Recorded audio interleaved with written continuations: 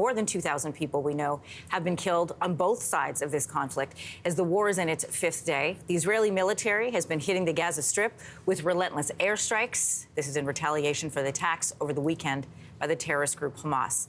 2 Canadians have now been confirmed dead. Several others remain missing. International and aid organizations are pleading for humanitarian corridors as the situation for civilians in Gaza becomes worse. Joining us now is CTV's Adrian Ghobrial, who's in Lod, Israel. That's near Tel Aviv's airport. Adrian, good morning. Where are you standing? So I'm actually standing outside of a building right now. This is a war room which has been set up by the police and the military. They call it a war room, but it's actually where families are coming who have unaccounted for loved ones. They're coming to report them missing. They're bringing DNA samples. I think we have a little bit of B-roll inside. They only limited our access inside because they want to respect the families who are arriving. You can see inside. It's if those images are up for you, it's a hub of activity inside. People have been bringing toothbrushes, old cigarette butts that their loved ones may have used, as well as hair combs, anything they can, pieces of clothing that might have their loved one's DNA.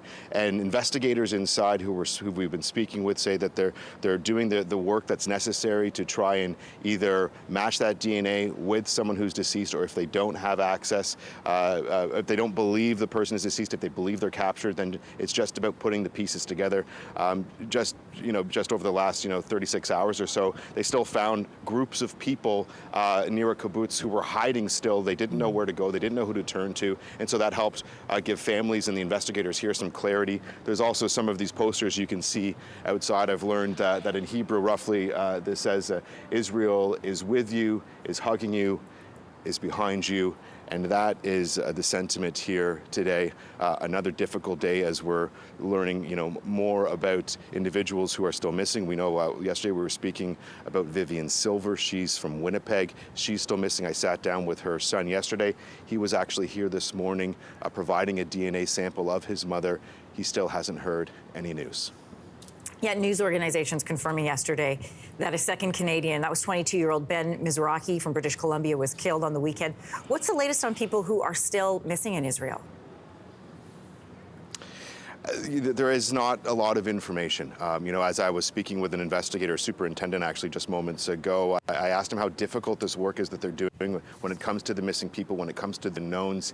And he broke down in tears and had to stop the interview. There is very little information. You mentioned Ben Mizrahi. We actually know that his funeral is taking place about 40 minutes south of Tel Aviv this afternoon.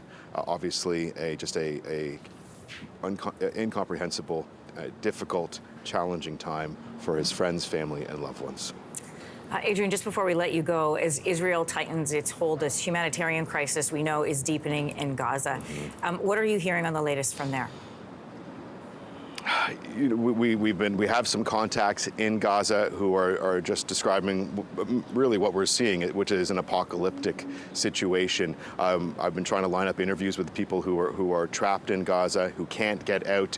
As we know, electricity has been cut off to most of the 2 million roughly residents who live in Gaza. As we've well documented, food has been cut off. Medical supplies are in short supply, and it's becoming more dire there by the moment. Yesterday is being called the most intense bombing of air assaults in the history of the conflict between Israel inside Gaza. Adrian Ghobrial, I wish you safety and your crew that's traveling with you as well. Thanks for joining us from Lod this morning. Thank you.